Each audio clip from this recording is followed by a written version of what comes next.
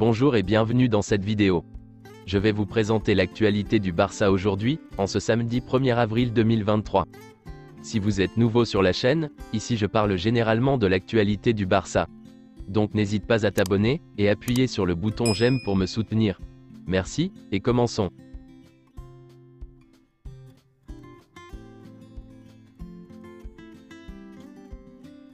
Les paramètres physiques de l'équipe de Xavi indiquent qu'Ansu Fati n'est pas en pleine forme, sa condition physique est inférieure à celle de ses coéquipiers.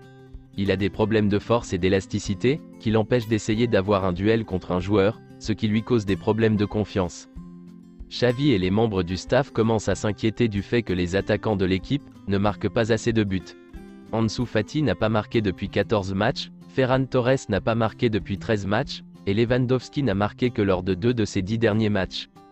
Ronald Araujo devrait manquer le match contre Elche, mais il devrait être disponible pour jouer le Classico.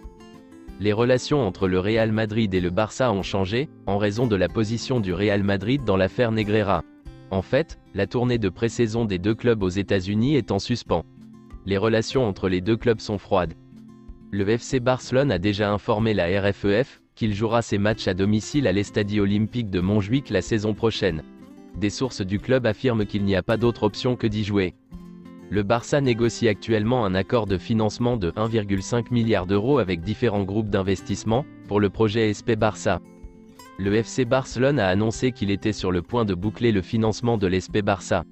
Les négociations finales seront conclues la semaine prochaine. Le porte-parole de la Fédération espagnole de football, Javier Gómez Matallanas, a annoncé qu'il dénoncerait le président de la Liga Javier Tebas, pour diffamation. Le président de la Liga, Javier Tebas, a fait des déclarations publiques insinuant que le président de la Fédération espagnole de football Rubiales était impliqué dans des matchs truqués. C'est pourquoi ils vont dénoncer Javier Tebas. En principe, le FC Barcelone ne prévoit pas de vendre Ansu Fati, Franck Kessié, Andreas Christensen ou Eric Garcia, mais le club pourrait envisager la vente de l'un d'entre eux en cas d'offre exorbitant. Ousmane Dembélé a donné le oui au FC Barcelone, pour entamer des négociations pour son renouvellement, lorsqu'ils résolvent plusieurs problèmes concernant leur situation économique. Frenkie de Jong a désormais 25% de chances de jouer le Classico. Une décision définitive sera prise à l'entraînement en début de semaine prochaine. L'équipe médicale du Barça est surprise par la rapidité avec laquelle Frenkie de Jong se remet de ses blessures, mais elle ne prendra aucun risque avec lui. Chelsea est l'un des clubs les plus intéressés par la signature d'Alejandro Balde, bien que le Barça donne la priorité à son renouvellement, et que le joueur veuille rester. Le Barça tente depuis des mois de conclure le renouvellement du contrat de Balde jusqu'en 2027, et espère pouvoir l'annoncer bientôt, même s'il est clair que Balde pourrait être une énorme source de revenus, en raison du nombre d'équipes prêtes à faire des offres pour lui. Certains médias espagnols assurent notamment que Mohamed Salah, dont l'avenir à Liverpool semble incertain, serait sur les tablettes du Barça.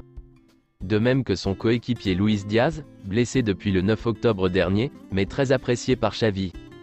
Difficile toutefois d'imaginer les Reds se séparer du Colombien, 1 an et demi après l'avoir fait venir du FC Porto, contre près de 50 millions d'euros. Enfin, le Barça suit aussi la situation du Coréen Heung-min Son.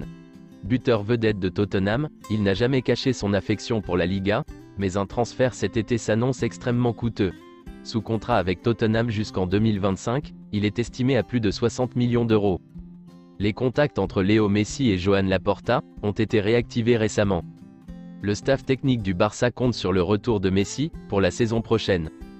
Barcelone considère que si Messi revient, il doit améliorer ses relations avec les joueurs avec lesquels il a eu des différends, comme Ter Stegen.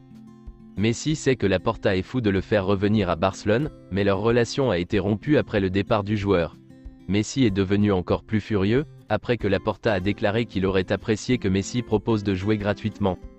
Le FC Barcelone admet que pour le retour de Messi, il devra vendre des joueurs importants. Le nom qui vient en tête de liste est celui d'Ansu Fati. Le Barça accélère les négociations avec l'entourage de Messi pour son retour, qui est économiquement possible. Matteo Almani négocie avec le président de la Liga Javier Tebas, pour l'enregistrement de Messi et d'autres joueurs. Xavi est en contact avec Messi. L'Argentin veut revenir au Barça. Le retour de Messi au Barça est possible d'un point de vue économique. Son salaire serait d'environ 10 millions d'euros, plus des variables pour le sponsoring. Au total il gagnerait un chiffre proche de ce qu'il gagne au PSG.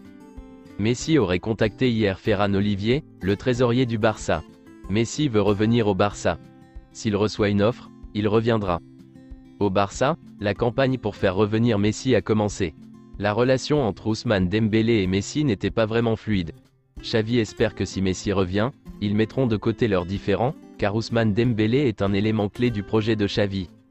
Xavi est convaincu que Messi s'adapterait parfaitement à l'une des positions avant de la boîte à 4 milieux de terrain, avec laquelle il joue depuis peu. Une déclaration de Rafa Just, vice-président du Barça. J'aimerais que Messi revienne. Toute belle histoire a besoin d'une belle fin. Nous sommes en contact avec lui, et il sait que nous voulons qu'il revienne. Le destin décidera si nous le reverrons à Barcelone. Quelques déclarations de Xavi, en conférence de presse d'avant-match. Le match contre Elche? Nous ne pensons pas au prochain match, seulement à celui d'aujourd'hui. Nous ne savons pas ce qu'ils vont faire avec le changement d'entraîneur. Ils n'ont pas grand-chose à perdre. Ils vont faire preuve de fierté. C'est un match difficile, oui, et nous devons le gagner. Les déclarations du père d'Ansu Fati? J'ai parlé à Ansu Fati. Il est calme et concentré, j'aime ça. Cela ne m'inquiète pas. Je n'accorde pas d'importance à ce que dit le père. Je le comprends parfaitement. Il souffre pour son fils, je l'ai vécu. Ansu Fati est un grand garçon, mature et il nous aidera. Je suis le premier à vouloir qu'il réussisse au Barça. J'ai un bon sentiment à son égard. J'essaie de le rendre heureux, j'ai une grande confiance en lui, je sais de quoi il est capable. Je lui parle beaucoup. J'essaie de le rendre heureux. Il va livrer la marchandise. Je suis le premier à vouloir qu'il réussisse. Le joueur doit comprendre qu'il y a 5 changements. En une demi-heure, on peut changer un match. Cela va devenir de plus en plus important. J'ai déjà demandé de la patience aux joueurs de 20 ans. La campagne contre Gavi? Je ne sais pas ce qu'il en est. Il est heureux avec nous, c'est un joueur extraordinaire. Je suppose que le problème est qu'il est un joueur du Barça. Dans une autre équipe, ce serait une vertu. C'est l'un des meilleurs milieux de terrain du monde, sans aucun doute. Le retour de Messi? Cela ne dépend pas de moi. Cela dépend de ce qu'il fait. Mais nous n'avons pas beaucoup parlé. S'il veut revenir, nous l'écouterons. Je serai le premier à ajouter ma voix pour qu'il revienne. Écoutons le destin, s'il est si sage.